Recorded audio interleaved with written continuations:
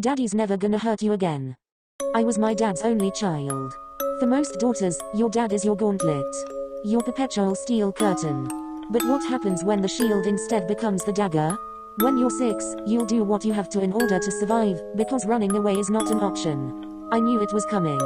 No revelation here. It was Friday night, and once night had spread its jam across the horizons and it was only my mother and I, the dreaded routine of beatings and grasping at the straws of futility had turned clocks into time bombs. Tick tick tick.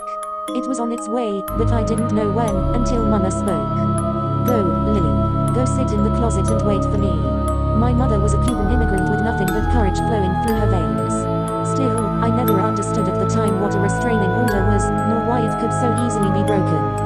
When the rattling old engine's thrumming oscillated the floorboards and potent, gagging exhaust fumes began to flow through the vents, I could only recoil and grit my teeth. Evasion was my only defense.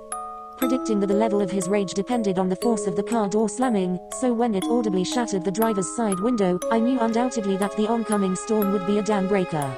As a child, my anxiety would render me motionless and stiff. A spider flash lit in a corner, I couldn't will my brain into making split decisions for myself.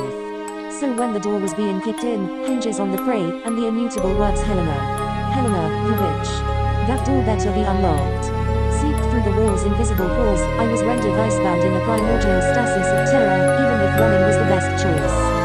As the inevitable, gruesome point of contact raced to its apex, I'd masterfully dissociated from my body by focusing on 2 hands on the floor carrying piles of potato chip crumbs. When the thud of my mother's body hit the kitchen floor, I was restrained into a sort of cosmic blur. The lumbering insect's spherical armor became magnified under my icy stare, and all I could fantasize about was my own incorruptible cloak of armor. If only I could unwittingly escape the horrors inevitable to come by staring at a scrape on the wall or a dent in the bureau, and imagine myself watching from the other side of the room to cope until it ended, every single time. As for Mother, this night, no words were uttered. She never got a chance. Lily, baby, Dad is home. Come out and Daddy won't be mad. Dot. Muscles tensed agonizingly tight, I was petrified, stuffed and mounted over hell's mantle. Tears streaming down my cheeks, I'd learned to cry silently. The stumbling, uneven footsteps on the first floor told me he was more inebriated than usual, and also it told me that Mum was really hurt. Usually she'd fight him with every fiber of her being on his way to the staircase, despite it always resulting in bloodshed. And then, 1, 2, 3, the footsteps creaked up the steps. Lily, here I come. Better be special for me tonight. Be a good girl and come out. Dot. Mum always instructed me to hide in different places, but never ever told me to just leave. The internal force of my inability to react and the external evil of my impending doom had me feeling what was most familiar to me, and most alien to my peers at school, acceptance. At only 6 years old, I was already prepared to die. 4, 5, almost up the steps. I was a caged lizard under a descending hand, wanting so terribly to escape. To harness the bravery to run to the bathroom and hide behind the curtain, but too frightened to act on it. Why couldn't I be a brave little girl? Mommy, if ghosts exist, then please do something. Dot. Then, that inevitable snapping of the broken top stem. He's here. Dad was at the top of the steps. The bathroom. The shower curtain. Hide in plain sight. Do it, Lily. It's your only chance. The first place he'll look is the closet. I was screaming inside. Then I heard the bathroom door slowly creak opened, steps moving inside, and the shower curtain, metal against metal, he'd ripped it off the hinges. No Lily there. Where could she be? Where did Mommy hide you this time? Dot. Sweating, heart racing, fingers running up and down the delicate skin of my belly, brushed over the softness of my feeble, brittle little arms, over top of the already existing fault and fracture of years bygone. An artistic masterpiece of scars without rhyme, reason, or compassion. How much worse will it get? How much more blood would I lose once again? Dad was just outside the bedroom, and then the footsteps halted, right outside the door. By the sound of the metal against the hollow door, I knew tonight he had a bat. Broke my legs with it once.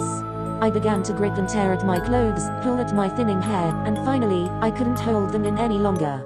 I began crying profusely, and in an effort to merely survive, even if it meant bruises, lacerations, or even disfigurement, I stood up, and got ready to step out into the shadow of the indomitable, paternal nemesis bearing down on me, growing in the darkness like a flat iron at dusk. Ready to take the whipping, beating, or worse, that thing which would awaken me in sweat from my nightly terrors. If baby girl's in the closet, come out wherever you are. Dot. I'd accepted my fate. Even rationalized it as simply the divine nature of karmic disaster which has always spun in my orbit. It would always be this way. Why? The Lord works in mysterious ways. And then a dull, audible tap noise exploded across the house, and the floor shook loose ceiling plaster from a loud slam. Dad was so drunk, he'd fallen over. Maybe no. I could run, but I couldn't get my legs to move. And then, the visual of my mom's bloody corpse flashed in my mind, and miraculously, something imperceptible jogged loose my conscious will, and I sprung up and ran. I pushed out of the closet and sprinted to the door, prepared to jump over Dad's half-conscious body, evade the grappling swoop of his arm, and escape out the back door. But as I approached the door, I was halted in my tracks. Standing in the hallway was my mother, unharmed and untouched. And at her feet, Dad's lifeless body with an axe in his back. I gazed up at my mother with watery eyes in wonder and astonishment, and when her eyes met mine, she said the sweetest thing to ever fall upon my ears. Mama found a good hiding spot, baby. Daddy's never gonna hurt you again.